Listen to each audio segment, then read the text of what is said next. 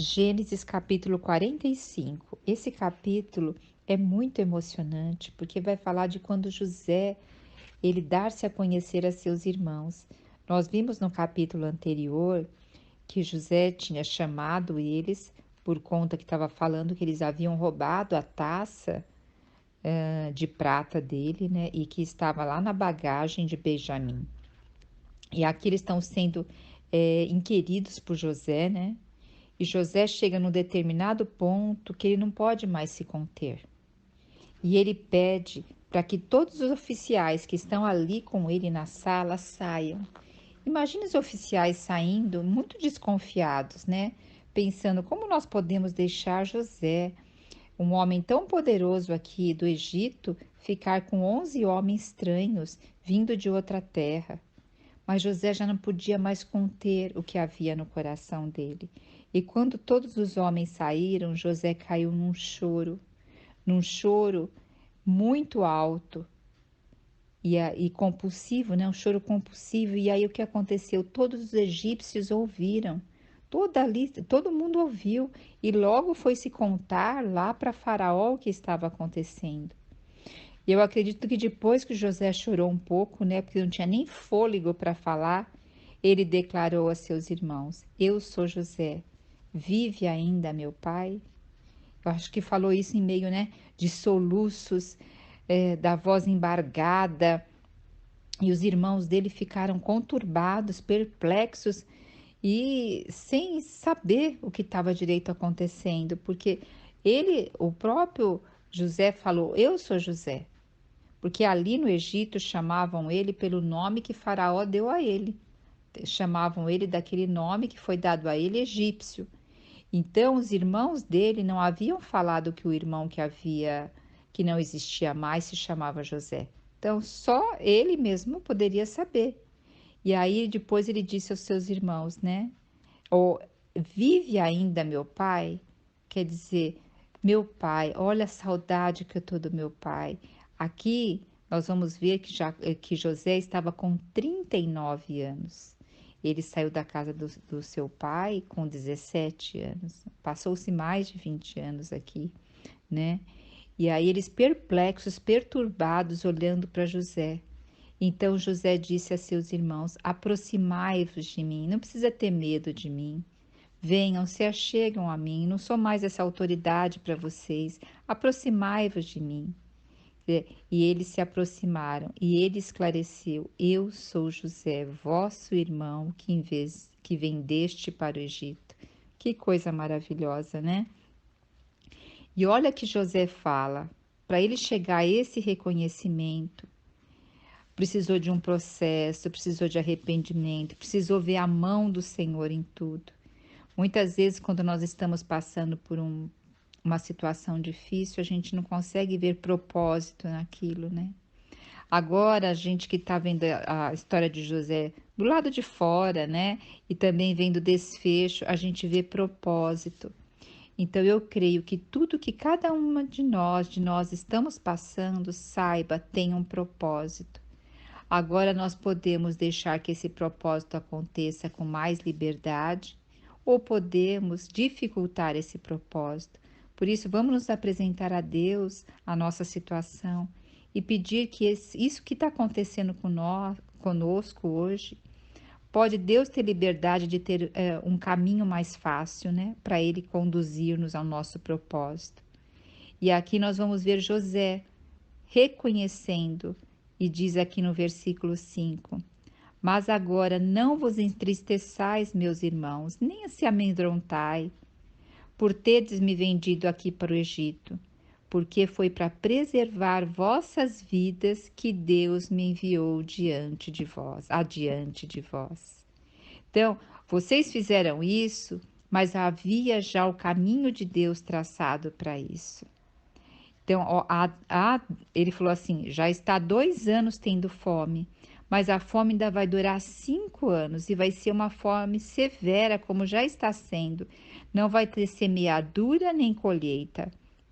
Então, Deus me enviou adiante de vós para garantir a permanência da vossa descendência na terra. e salvar as vossas vidas, como o livramento de um grandioso grupo de sobreviventes. Olha só, Deus estava usando José para preservar o plano dele, para preservar o plano de ter o que? Um povo escolhido, um povo eleito de Deus. Assim como Jesus, ele veio para quê? Para que todos aqueles que aceitem ele tenham vida eterna e realmente mantenham o plano de Deus, a aliança de Deus para com o homem, né? José disse assim: olha, Deus me colocou como pai de Faraó. Pai aqui quer dizer conselheiro, administrador de Faraó. Então, Faraó, ele se aconselhava com José. Faraó deveria ser bem mais velho e se aconselhava com José. Imagine o testemunho de Deus aqui nessa região do Egito nessa época, né? Apesar que a gente fala o Egito é um lugar aonde é da sobrevivência, do trabalho, mas quando se dá um testemunho de Deus ali, quantas pessoas podem ouvir Deus nesse momento, né? E José diz para eles assim: vai depressa na casa do meu pai, informai tudo o que vocês estão vendo, tudo que vocês viram aqui, e eu vou pôr vocês na melhor parte da terra, que é a terra de Gósen, que lá havia assim, ficava perto da delta do rio Nilo, então ali era questão de plantação, para apacentar gado, era muito adequado isso lá. E ele dizendo assim: eu vou colocar vocês perto de mim também, para que eu possa ficar próximo de vocês. Olha, e aí falou assim, ó, e fala assim também que Benjamim está vendo pela minha boca a vos anunciar tudo isso, porque lembra que os irmãos, que José, lá quando era menino, adolescente, ele falava dos maus desígnios que os seus irmãos faziam. Então aqui ele está falando que Benjamim também vai dar testemunho, porque podia falar assim, mas José falava que os irmãos não falavam a verdade, mas aqui ele está falando que Benjamim vai dar esse testemunho. Narrai a meu pai toda a glória que tenho no Egito e tudo o que viste. Apressai-vos, trazei meu pai aqui. E aí o que José fez depois de falar tudo isso? Lançou-se ao pescoço de seu irmão Benjamim e chorou. E Benjamim o abraçou e os dois choraram muito. A Bíblia diz que choraram muito. E depois ele abraçou a cada irmão, os beijou com muito carinho e também com muitas lágrimas. Só depois de algum tempo os irmãos conseguiram conversar com ele. Ninguém conseguia nem falar. Imagina, né? Um olhando para o outro, um assim, o que vai ser de nós? O que nós fizemos? O que aconteceu? Tentando alinhar os pensamentos. E aí chegou que a notícia lá para o faraó. Chegou a notícia lá no palácio do faraó que o quê? Que José estava com seus irmãos. E faraó reiterou o que José falou, olha, vai lá, busca a sua família, trazei toda a sua família. E, inclusive, Faraó mandou o quê? Carruagens. Levai da terra do Egito carruagens para trazer vosso pai, as mulheres e as crianças pequenas. Então, Faraó apoiando, dizendo também que eles seriam bem acolhidos no Egito, que eles teriam toda a fartura do Egito.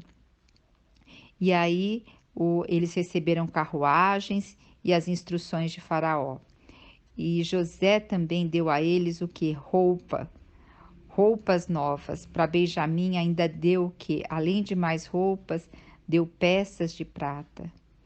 E enviou ao seu pai lá 10 jumentos carregados com os melhores produtos do Egito, e mais 10 jumentas carregadas de cereais, pães, víveres para a viagem de seu pai. Depois, olha o que ele fala para os irmãos dele. Depois despediu seus irmãos e falou para eles assim, antes advertiu eles, não contendais uns com os outros pelo caminho. Porque no caminho poderiam dizer, tá vendo o que nós fizemos? Poderia, não, foi você culpado, não foi você. Ele está dizendo, acabou, acabou. nós nos reconciliamos e foi Deus que estava na frente de tudo isso. Agora, se ele usou um ou outro devido à sua personalidade, devido à sua intenção do coração, tudo acabou, é passado. Ele está dizendo perdão. Perdão é não mexer mais naquilo que aconteceu, né? E eles voltaram ali para a casa do seu pai. E o que aconteceu quando eles foram falar para José? Diz que o coração, quando eles foram contar para Jacó que José ainda estava vivo, diz que o coração de Jacó quase parou. No hebraico diz que realmente foi assim, quase lhe parou, porque ele não podia acreditar no que estava ouvindo. Então reanimaram seu pai e começaram aí seu pai começou a ver, Jacó começou a ver a carruagem, tudo que foi mandado para ele. Aí, de repente, no versículo 28, diz assim: E Israel exclamou. Engraçado que uma hora fala Jacó, outra hora Israel. Mas se a gente for perceber, a maioria das vezes que fala Israel na Bíblia é sobre Jacó, está falando da parte mais forte de Jacó, na parte onde ele toma atitude, na parte onde ele se coloca como assim a autoridade ali na família. Aí ele diz assim: Israel exclamou: Basta, não preciso ver mais nada. Já entendi. José, meu filho amado, ainda está vivo. Que eu vá imediatamente vê-lo antes de morrer. Que história maravilhosa, né? Então, nosso Deus está à frente de todas as coisas, Ele está no controle. Agora, Ele olha muito a intenção do nosso coração, para que a gente possa realmente deixar que as bênçãos dele nos alcance, ou a gente pode inclusive retardar as bênçãos devido às intenções do nosso coração.